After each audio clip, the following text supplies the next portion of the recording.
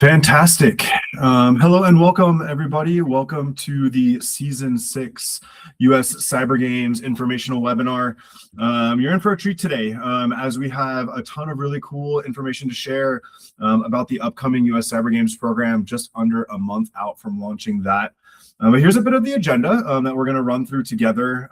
We'll start with an introduction. I'll tell you a little bit about who I am, and then I'll introduce the U.S. Cyber Games program.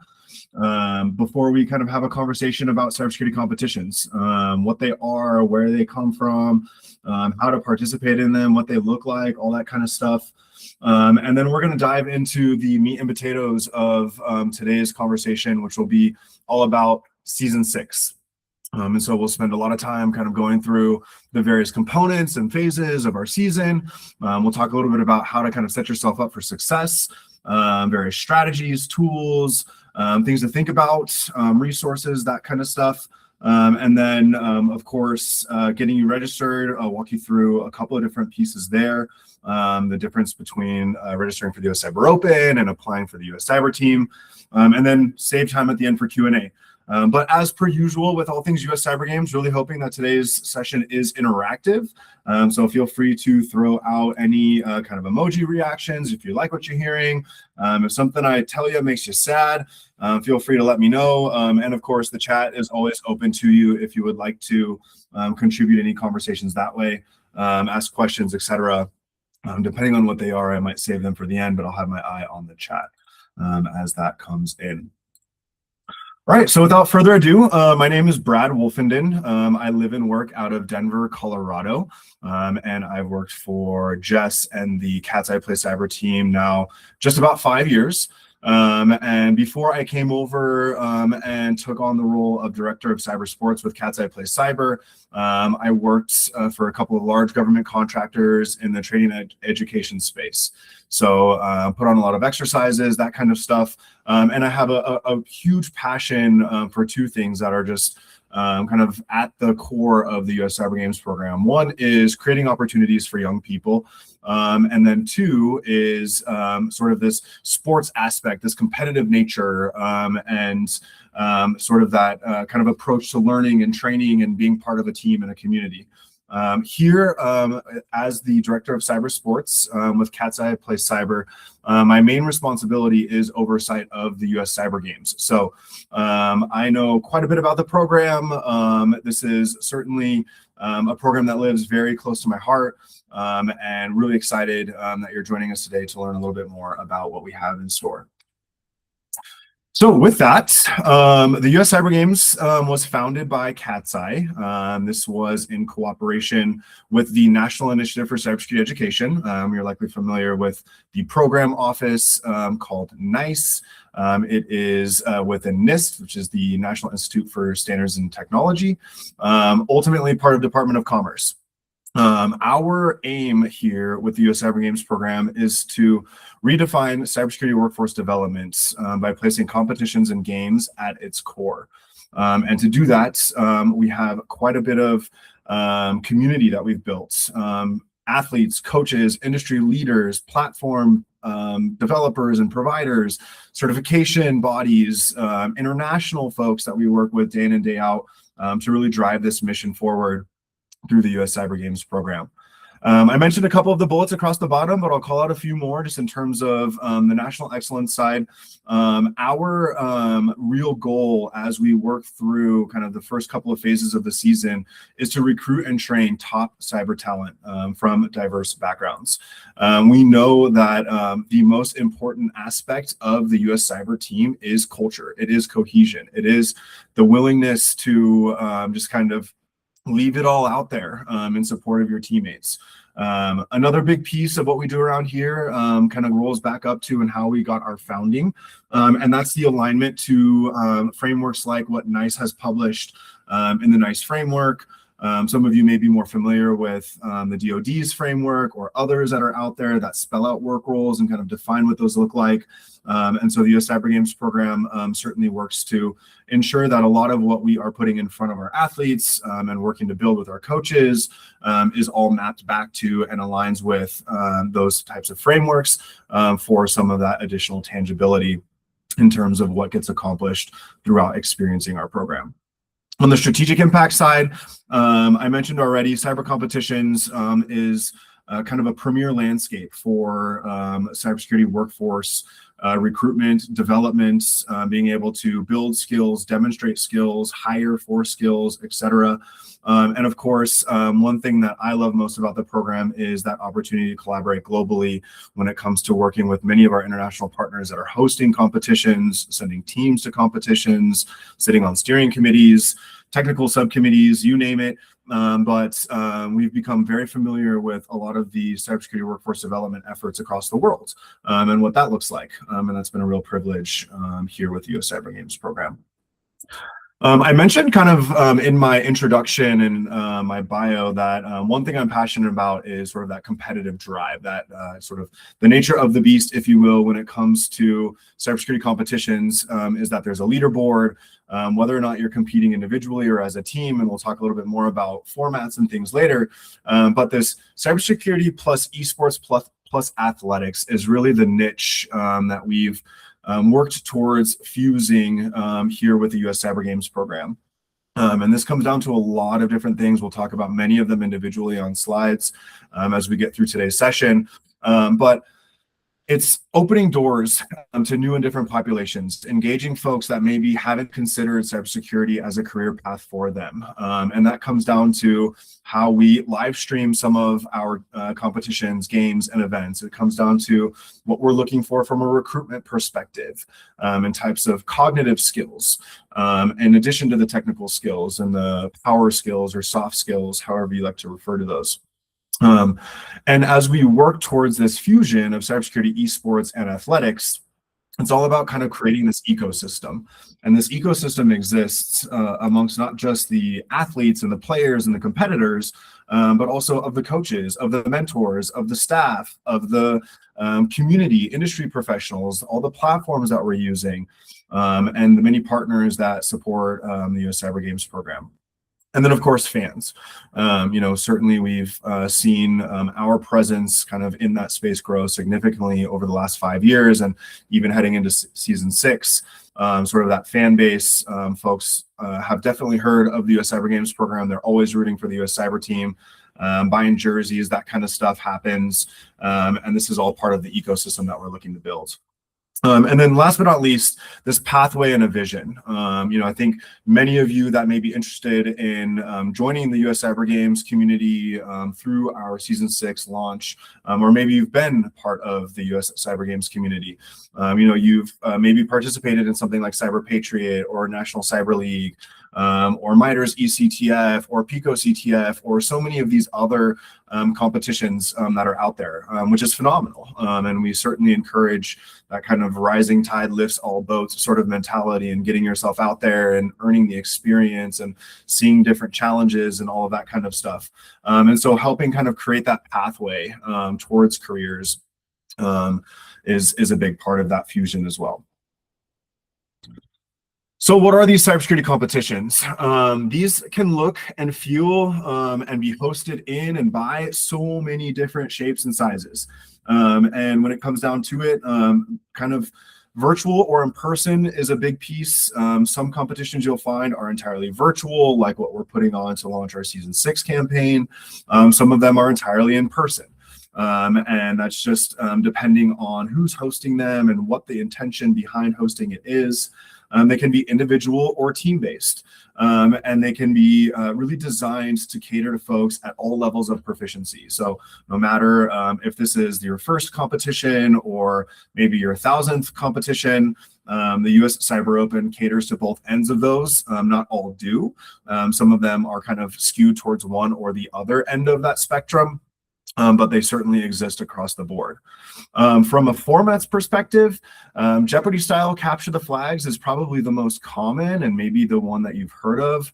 If you're newer to this space, think of that exactly like you would that old school TV show Jeopardy game. where there's categories across the top of the game board, and underneath each category, there are a series of questions, in our case, challenges, that the competitors will work to solve. And in solving those, essentially what you will do is you will find a flag, and that flag will then get copied and pasted into the competition environment. So that way then you can earn points and move up the leaderboard. King of the Hill, attack and defense, social engineering, policy and strategy. There's so many different types of competitions.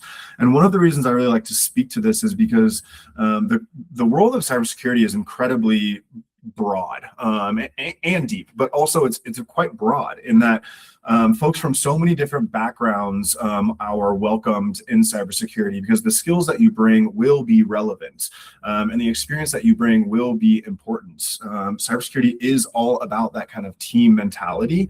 And whether it's writing policy or strategy, and you have more of a law or a business background, if it's social engineering, and you have maybe more of a marketing background or creative writing background, those kinds of things all matter.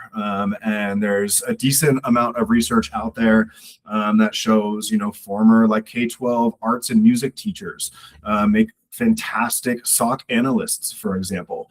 And so these kinds of disciplines really find their way into cybersecurity through various competitions, which can oftentimes serve as that sort of entry point.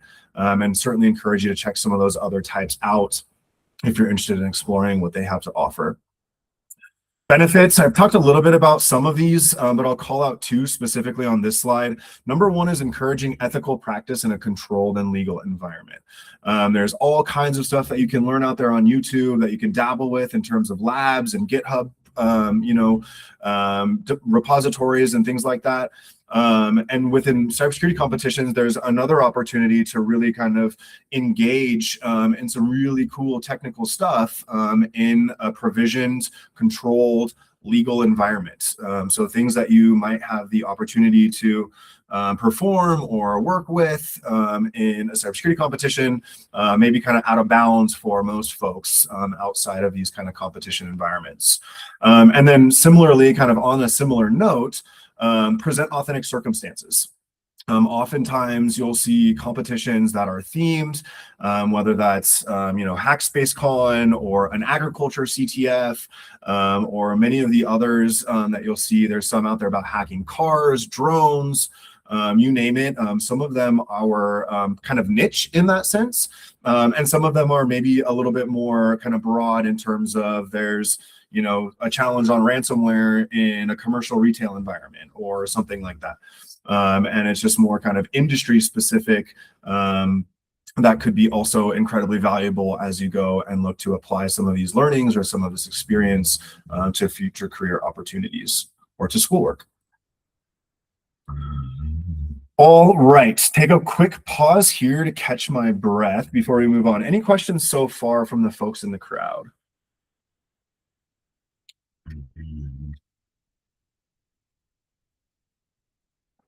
All right, none seen or heard. We will go ahead and move forward.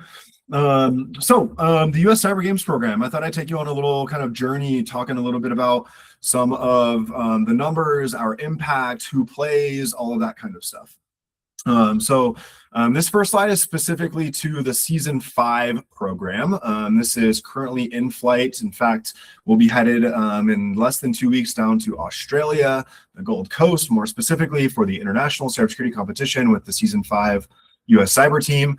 But a little bit about who they are and who makes up the Season 5 US Cyber Team.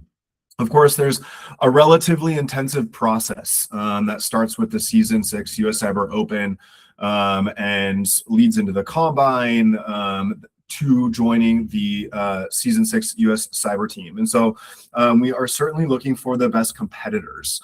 And that, notice that I didn't say the most technically gifted or use any other sort of words or phrases other than the best competitors. And I'll kind of talk a little bit about that in a later slide on what we're looking for. Showcasing technical talent, strategic thinking, teamwork, and so many other wonderful traits on that team. So some of the top reported technical skills and proficiencies are listed there for you on the bottom left. we see 15 athletes on the current team of 40 that have at least 2 seasons of experience. The kind of legacy knowledge and institutional knowledge is phenomenal on the US Cyber team. One of the athletes has been with us since the season 1 US Cyber team. And so as we bring in some fresh blood and mix that with folks that have been around for a while, it creates some really fun and exciting conversations, some really cool new strategy thought, and really helps us kind of improve as we look to take it to some of our global competitors. Over the course of season 5 so far, 15 plus CVEs have been discovered and reported.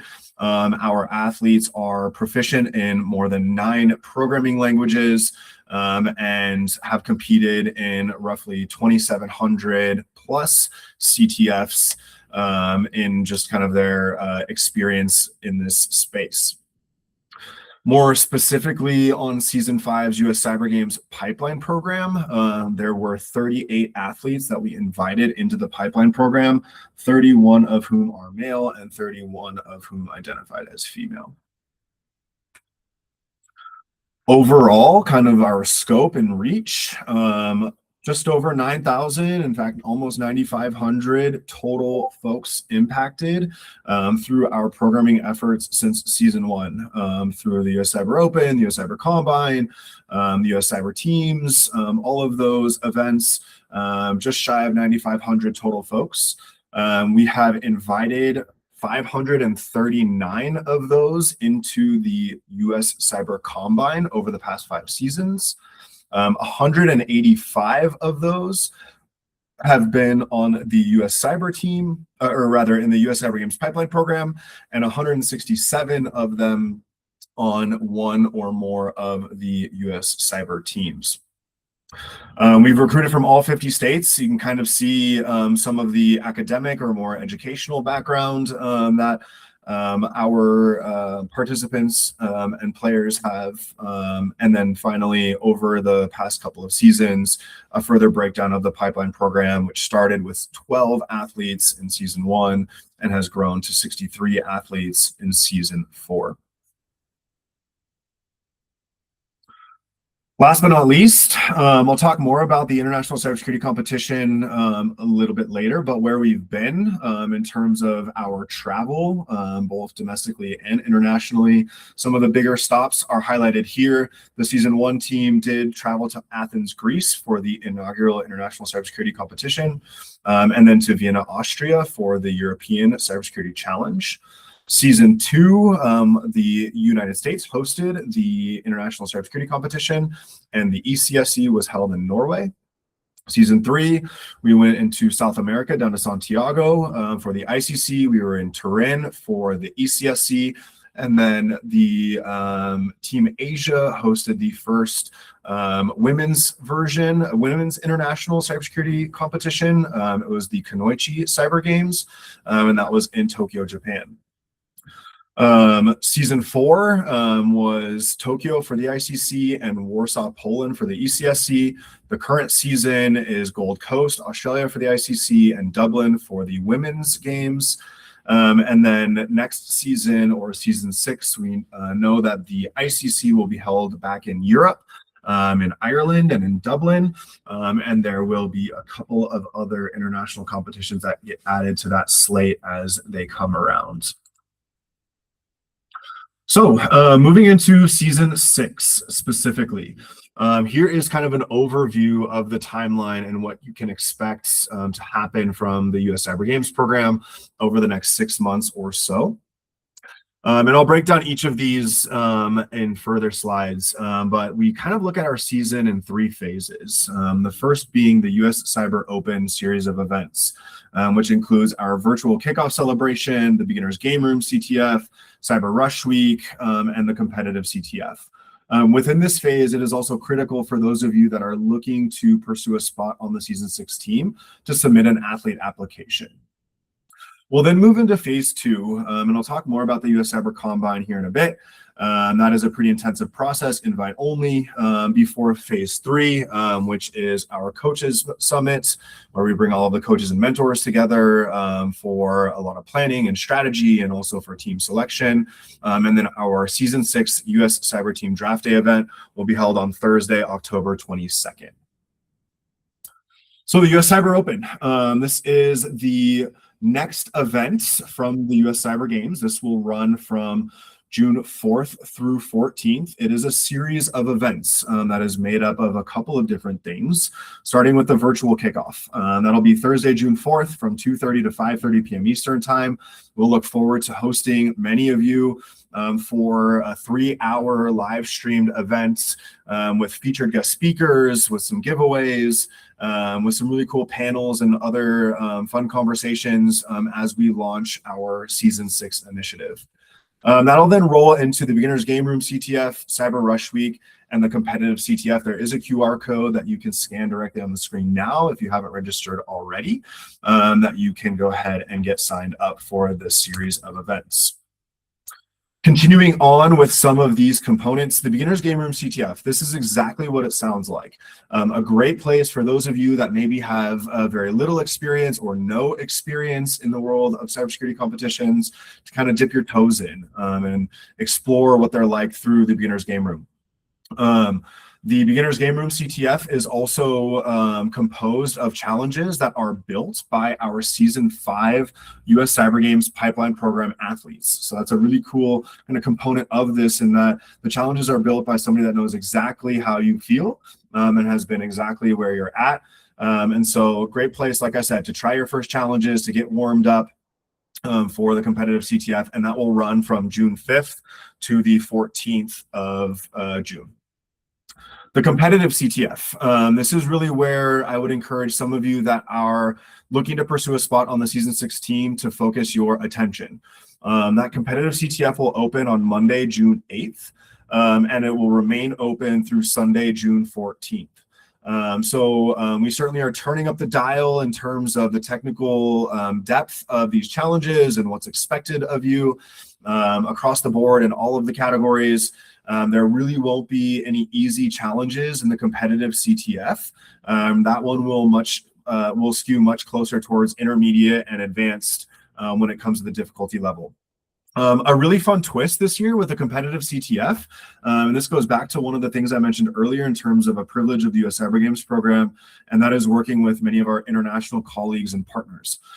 So we're introducing this year what we're calling the Around the World category into the competitive CTF. And this will be made up of challenges that have been developed by many of the partners and colleagues and friends across the globe that are hosting competitions, that are representing various organizations that are active in this space and that love this space. And so we're really excited to get them involved in one of our biggest events of the year. Some things that will apply to both the Beginner's Game Room and the competitive CTF. First and foremost, the categories. Your traditional 5 categories: cryptography, forensics, pwn or binary exploitation, reverse engineering, and web.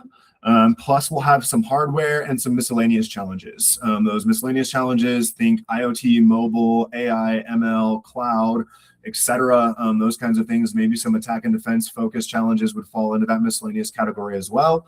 But that's kind of the coverage of the categories.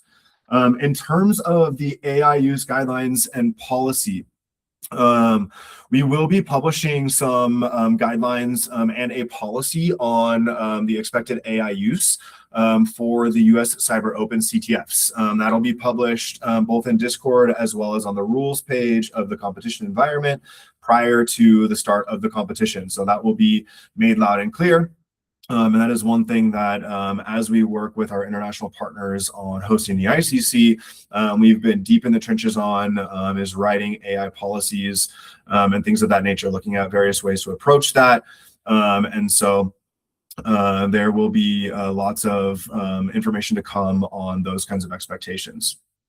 Finally, in terms of prizes and awards, We will be giving out prizes for the overall champion in the beginner's game room, as well as on the competitive CTF side, we'll give first, second, and third place overall. And then we'll have category winners for our 5 core categories: crypto, forensics, pwn, reverse engineering, and web. Ava, going back to, it will be 2:30 Eastern time. We might need to make a note to check the website and get that updated. Thank you. The final component of the Season 6 US Cyber Open is Cyber Rush Week. And this is something that we've hosted for the past couple of seasons. This is really the result of feedback from many of our early participants on wanting some additional ways to engage with the US Cyber Games community throughout the Open other than just the CTFs. And so we built Cyber Rush Week for Season 6 that'll run Monday through Thursday, June 8th through 11th. And it's just bringing you additional opportunities to learn from, to network with, to build relationships, and otherwise engage with other folks that have registered for the Season 6 US Cyber Open. So think panel conversations, featured guest speakers. There might be a couple of surprises that we throw in terms of connecting you with potential careers and things like that. One of the nights, but we will be publishing a full schedule of the Cyber Rush Week over the coming weeks. That is all part of your registration for the Season 6 US Cyber Open. So as you register for that, you'll have access to the virtual kickoff celebration on June 4th, the Beginner's Game Room CTF, the competitive CTF, and Cyber Rush Week. Cyber Combine, moving into phase 2 of our season. I promise I'd talk a little bit more about this. For Season 6, this will run July 1st through September 7th. So looking at about 8-9 weeks of very intensive work. This is an invite-only aspect of the US Cyber Games program. So what that means is that in order to participate in the US Cyber Combine, you will need to have been invited by our coaches, mentors, and staff. In order to be invited, you'll need to complete at least 2 things. Number 1 is you need to submit an athlete application. You can find that at apply.uscybergames.com. I'll have a QR code on the screen later in the session. You'll need to complete the athlete application no later than June 14th. It is also encouraged that you compete in the Season 6 US Cyber Open competitive CTF. That's a great place for us to really kind of get to know where you're at from a technical perspective. It's a great place to get to know you through networking in our Discord and attending some of the other events that kind of follow along with the Season 6 US Cyber Open series. This US Cyber Combine is all about assessment, scouting, evaluation, and recruitment. And so our coaches have put together this program very structured in that it is looking to really get to know our athletes at a more kind of intimate level. And so these coaches and mentors can advocate when it comes to selecting the team. They're looking not just at your technical abilities, but also how you're working as part of a small group or as part of a team or in the larger US Cyber Combine cohort. So invite only, you do have to be a US citizen in order to be considered for the US Cyber Combine, and you have to be between the ages of 15 and 25. This is where some of the eligibility requirements that get put on us from competitions like the International, Cybersecurity Challenge, and others start to come into play as we're looking to move closer towards building the team. From this Combine experience, you can expect things like training sessions, technical lectures. There will be small group activities in addition to individual and team-based stuff. All of our US Cyber Combine athletes are required to conduct a 30-minute virtual interview with several of our coaches and mentors that gets recorded and is part of the evaluation process.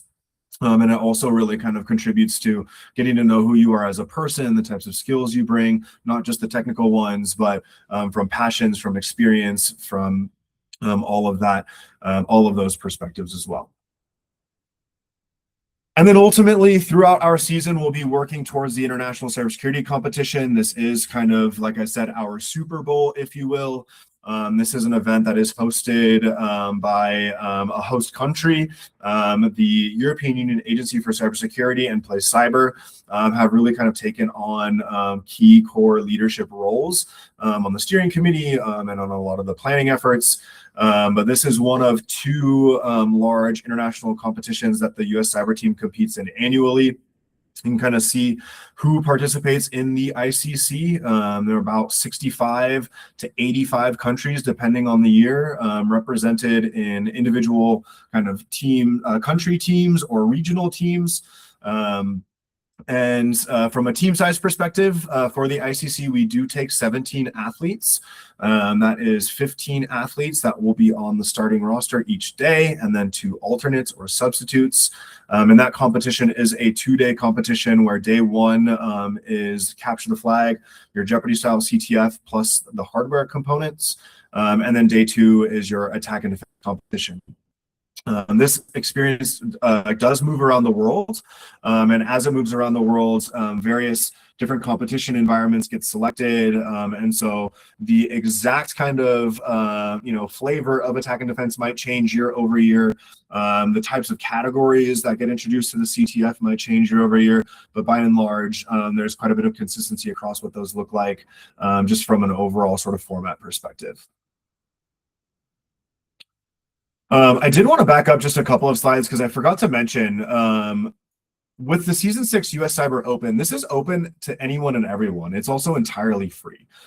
This is one of the things that I am incredibly proud of with the US Cyber Games program, is that this entire US Open series of events is free and open to anyone and everyone. And so for those of you that may not fit the age requirements for the US Cyber Team, those of you that may not be US citizens, we would still love to have you join us for this series of events. Like I said, totally free, open to anyone and everyone, regardless of age, regardless of citizenship status, regardless of skill level.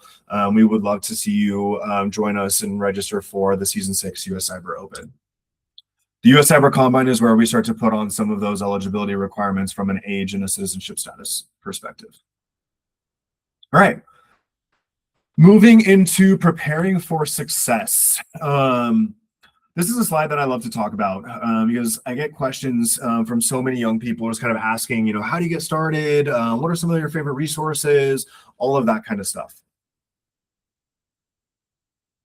And in terms of getting started, I think the biggest thing is get curious and start simple. It's one of my favorite pieces of advice to give folks is, you've learned a little bit about some formats of cybersecurity competitions, whether it's cryptography or forensics or reverse engineering or web or social media or social engineering or policy. Start to go look up some of those and figure out which one sounds interesting to you. If you're really like, scrolling LinkedIn or other social media accounts, this is oftentimes kind of captured in challenges that roll up into what would be an open source intelligence or a miscellaneous category. There's so many ways to just kind of dip your toes in. And I really encourage you to kind of read about some of the different categories or types of competition and pick one that sounds interesting, that matches with, what is motivating to you, what is interesting to you from just sort of a learning perspective, and maybe what your background might lend itself best towards. Register and participate in other cybersecurity competitions. I mentioned this already in terms of a rising tide lifts all boats, and this is certainly the mentality that we have here at the US Cyber Games program.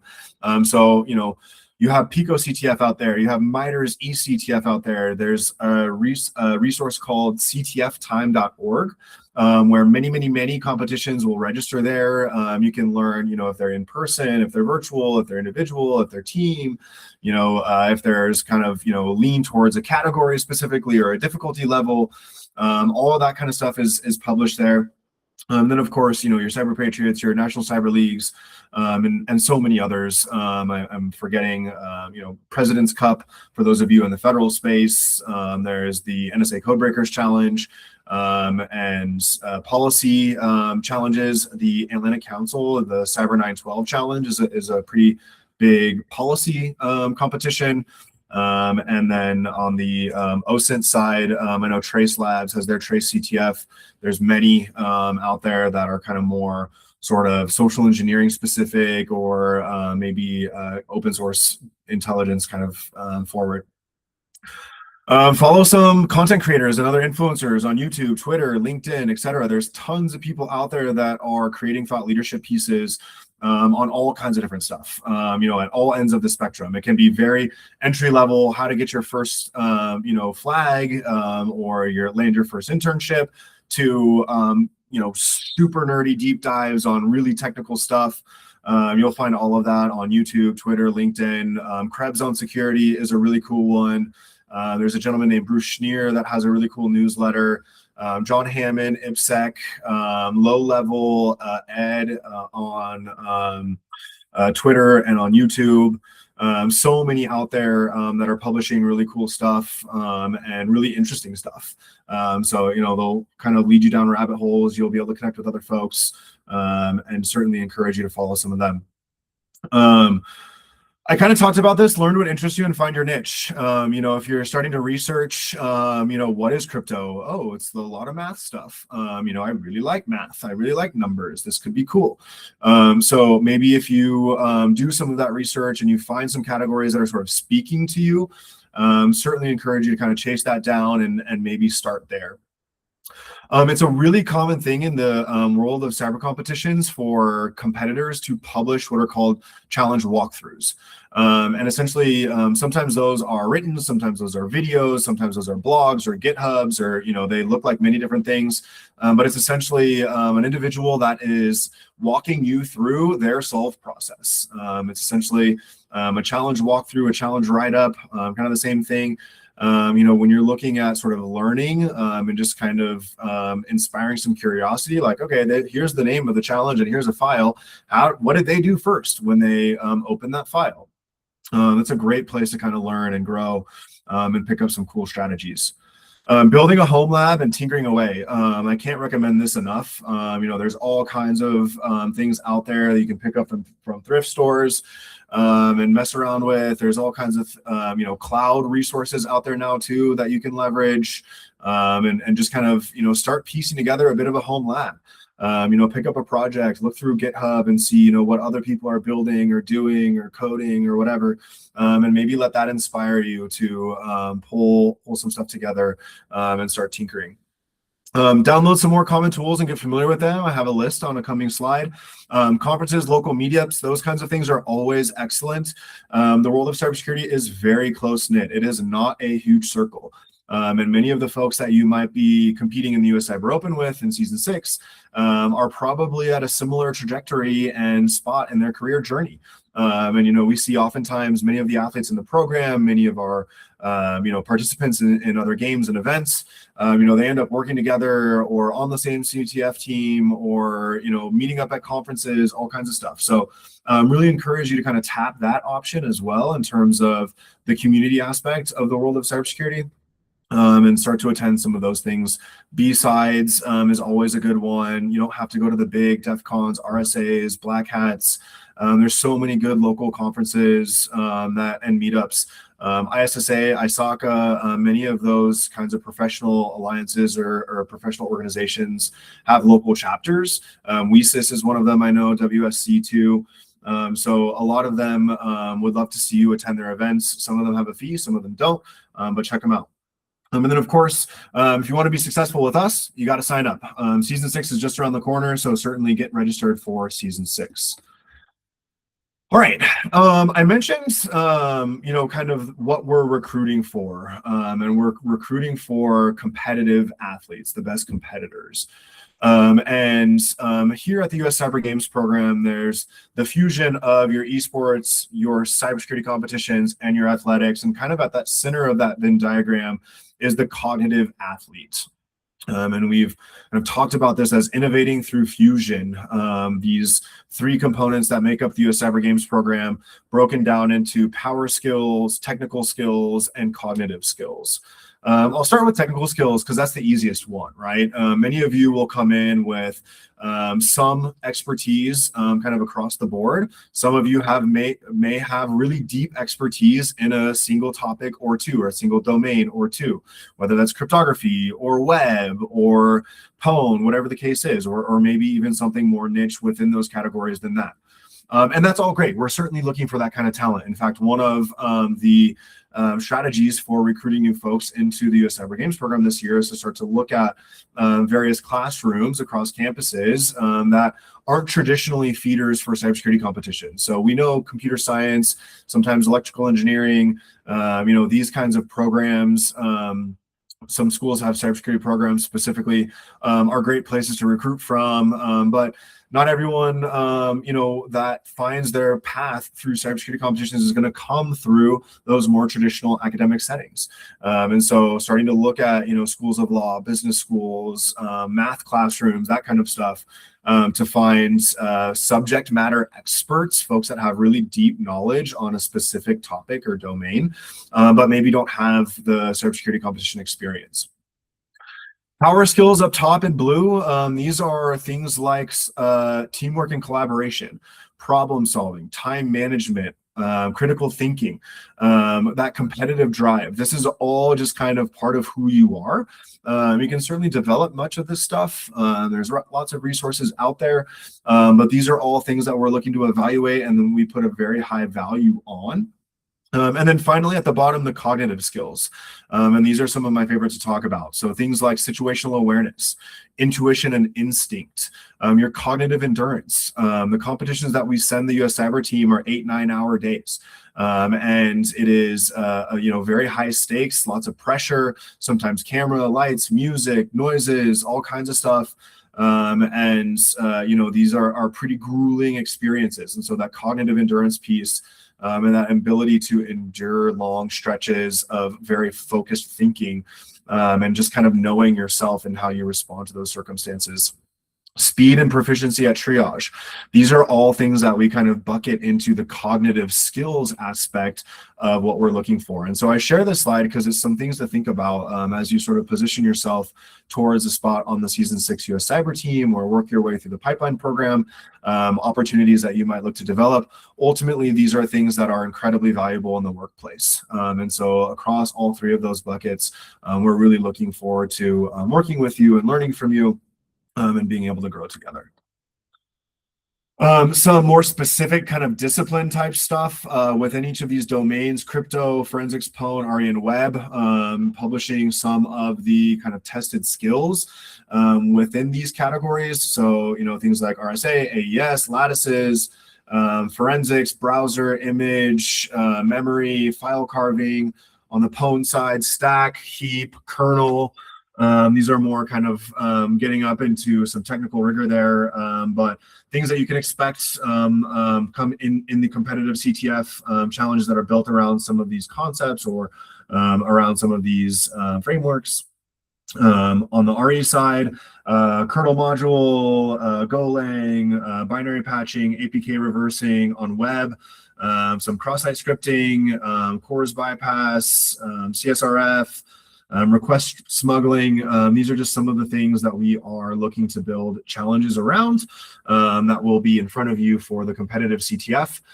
So a little bit of insider knowledge there, some topics that you can go kind of look at and learn a little bit more about.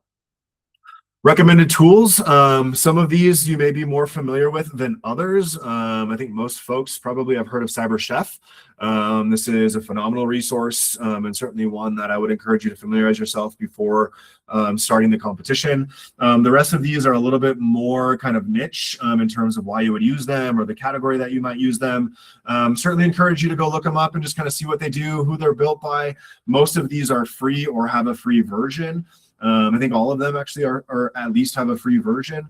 And so, not usually a need to dump a bunch of money into some of this kind of tooling stuff to be successful. All right, one last pause before we get into the final stretch here on getting registered. Any questions?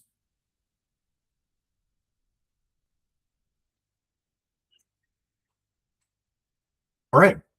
We will close things out then with just a couple of things in terms of why I participate. Think of the US Cyber Games program as much more than just any other CTF that you might do on the weekend. This is really not that. This is very much a community. We're really proud of the culture that the US Cyber Games program represents, and we work really hard to ensure that that's a core part of what we do here with all things US Cyber Games. And so it's 12 months of the opportunity to work alongside, learn from, connect with peers, coaches, industry leaders, and so many other folks, while unlocking pathways and creating opportunities for yourselves and others, through mentorship, through the chance to represent the US on the global stage. We travel to competitions, conferences, and events. Most of the time that's covered by the US Cyber Games program. There's an elite network of experts, coaches, and mentors that have all raised their hand and volunteered their time to support you on your journey and through your learning. We send out swag and cool items from our sponsors and from our partners and from the program itself.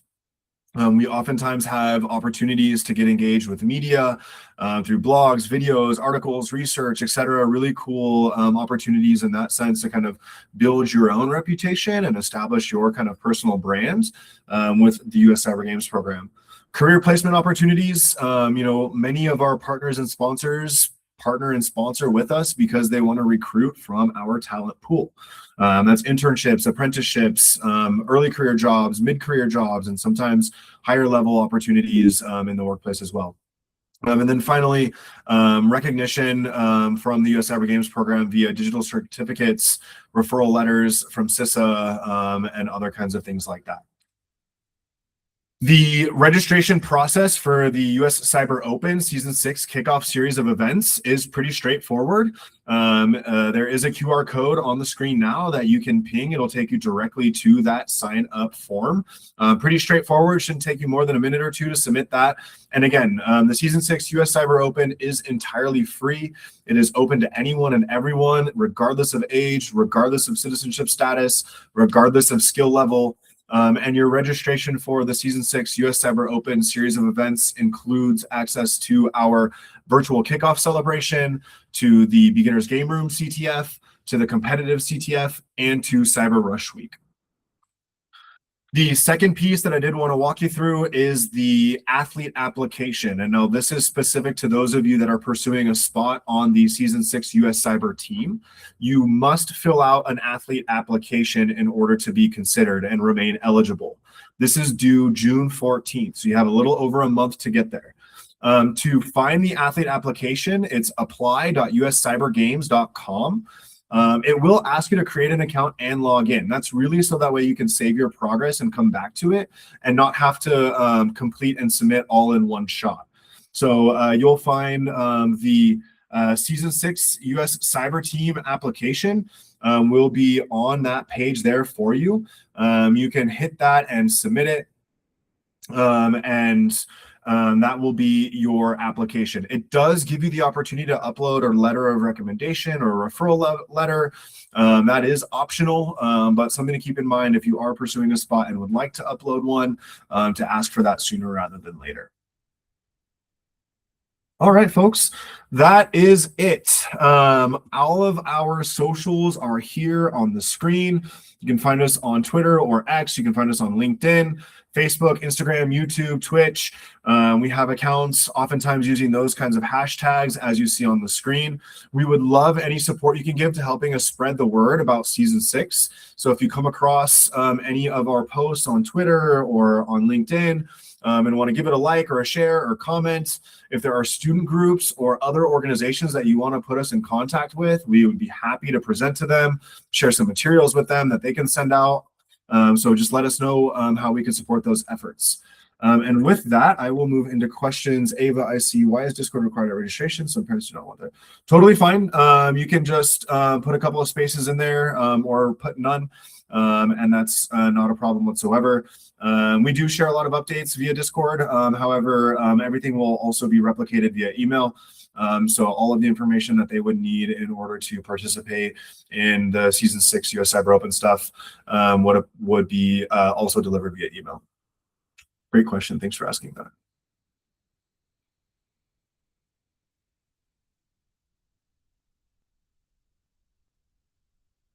All right. Well, I am not seeing any other questions coming in. So with that, I think we will call this a wrap. I really appreciate all of you being here. Thank you for expressing your interest in the US Cyber Games program. Thanks for listening to what we had to share with you today. Would love to follow up with any questions that may come via LinkedIn or email. You should have my email address from the meeting invite today. You can connect with me on LinkedIn if you would like to. And most importantly, I hope to see many of you in just under a month, June 4th, for the Season 6 US Cyber Open. Have a wonderful rest of your day. Thanks so much.